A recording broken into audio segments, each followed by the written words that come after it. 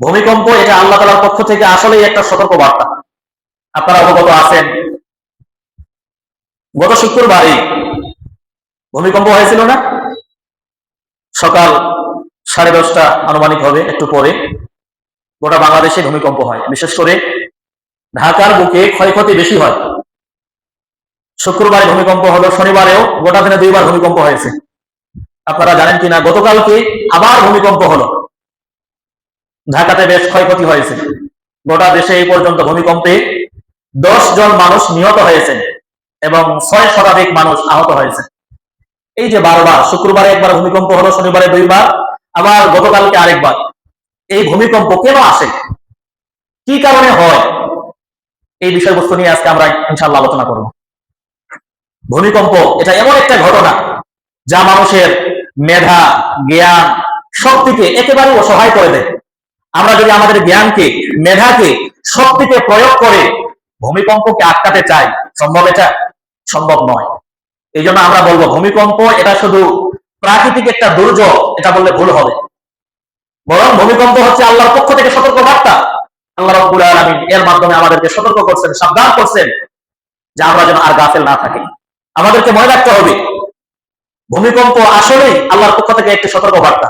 যেমন আল্লাহ রাব্বুল আলামিন বলছেন সূরা বনী ইসরাঈল অধ্যায় 17 আয়াত 59, আল্লাহ তাআলা বলছেন, ওয়া মা নুরসিলু বিল আয়াতি ইল্লা তাখওয়িফা, আমি এমন কোন নিদর্শন দুনিয়াতে পাঠাই না ইল্লা তাখওয়িফা, তবে প্রত্যেকটা নিদর্শন পাঠানোর পিছনে কারণ হচ্ছে আমি তার মাধ্যমে মানুষকে সতর্ক করতে চাই, সাবধান করতে চাই। সুবহানাল্লাহ।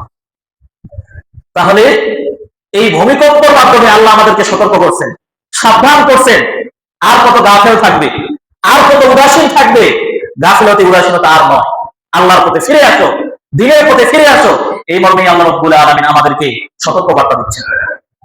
দেখেন নাই শুক্রবারে যখন ভূমিকম্প গেল, অনেক ভিডিও সংবাদে আমরা দেখেছি, আমাদের চোখে পড়েছে, স্বামী স্ত্রী সন্তান একসঙ্গে খাবার টেবিলে তখন বসা। যখনই ভূমিকম্প আসলো, শুক্রবারের ভূমিকম্প কিন্তু খুব বেশি ছিল না, 5.5 অথবা 5.7 মাত্রার ছিল। এই সামান্য একটুকু ভূমিকম্পের কারণে দেখা গেল স্বামী স্ত্রী সন্তান সবাই একসঙ্গে একই টেবিলে বসে খাবার খাচ্ছে। যখনই ভূমিকম্প শুরু হয়েছে, স্বামী একদিকে দৌড়, স্ত্রী আরেকদিকে দৌড়, সন্তানরা টেবিলের উপর বসেই আছে। তাহলে সামান্য একটু ভূমিকম্প হওয়াতে যদি স্বামী স্ত্রী একে অপরকে না চিনে সন্তানের কথা ভুলে যায়, তাহলে যেই দিন কিয়ামত কায়েম হবে, কিয়ামত সংঘটিত হবে, ওই দিনের অবস্থা কি হতে পারে? একবার চিন্তা করছেন? কিয়ামত এটাও কিন্তু এই জুমাবারই সংঘটিত হবে, কায়েম হবে।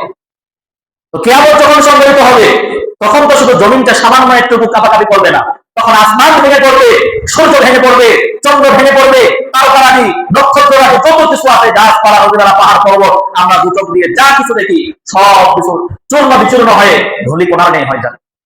তখন কি হতে পারে? এই জন্য আল্লাহ রাব্বুল আলামিন বলছেন, ওয়া মা নুরসিলু বিল আয়াতি ইল্লা তাখওয়িফা, আমি নিদর্শন এই জন্য দুনিয়াতে পাঠাই, আমি এর মাধ্যমে মানুষকে ভীতি প্রদর্শন করি, সতর্ক করি, সাবধান করি।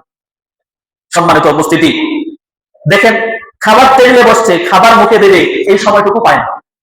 হয়তোবা যারা ভূমিকম্পের সময় টের পেয়েছিলেন, অনুভব করেছিলেন, বুঝতে পেরেছিলেন, হয়তোবা অনেকেই অনেক কাজকর্মে লিপ্ত ছিল।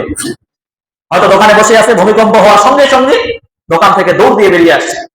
কেউ কারো খোঁজ খবর রাখেনি, কেউ কারো একটুকু খেয়াল রাখে না। কিয়ামতের সময় তখন আরো কেউ কারো খোঁজ খবর রাখবে না, খেয়াল রাখবে না। সম্মানিত উপস্থিতি, এই জন্য আল্লাহ রাব্বুল আলামিন বলছেন সূরা আবাসা 80 নম্বর সূরা 34 থেকে 37 নম্বর আয়াত, এটা তো ভূমিকম্পের দৃশ্য। সামান্য একটুকু জমিনটা কাঁপাকাঁপি করার কারণে স্বামী স্ত্রী আলাদা হয়ে গেছে, সন্তানের কথা ভুলে গেছে।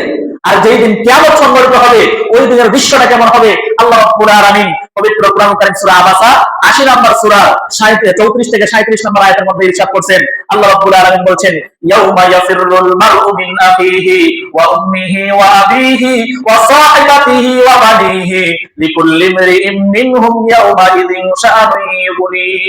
আল্লাহ তাআলা বলছেন, যেই দিন কিয়ামত কায়েম হবে, ইয়াউমা ইয়াফিরুল মারউ মিন আখিহি, মানুষ ভাই ভাইকে চিনবে না, ওয়া উম্মিহি ওয়া আবি, মানুষ তার পিতামাতাকেও চিনবে না, ওয়া সাহিবাতিহি ওয়া বানিহি, তার জীবন সঙ্গিনী নিজ স্ত্রীকেও চিনবে না, ওয়া বানিহি, তার সন্তানদেরকেও ভুলে যাবে। লিকুল্লি ইমরিইম মিনহুম ইয়াউমা ইযিন শাআনুন ইউগনি, সেই দিন প্রত্যেকটা মানুষ নিজেকে নিয়েই ব্যস্ত হয়ে পড়বে। কিয়ামতের ছোট্ট একটা চিত্র এই ভূমিকম্প। মানুষ কেউ কাউকে চেনে না, কেউ 2 তলা 3 তলা 5 তলার উপরে আছে।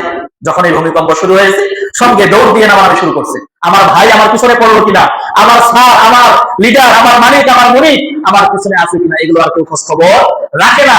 শুধু নিজের জান বাঁচানোর জন্য দৌড়ায়, খালি জায়গায় যায়। সম্মানিত উপস্থিতি, এই জন্য আমাদেরকে মনে রাখতে হবে, ভূমিকম্প এটা আল্লাহ তাআলার পক্ষ থেকে সতর্ক বার্তা।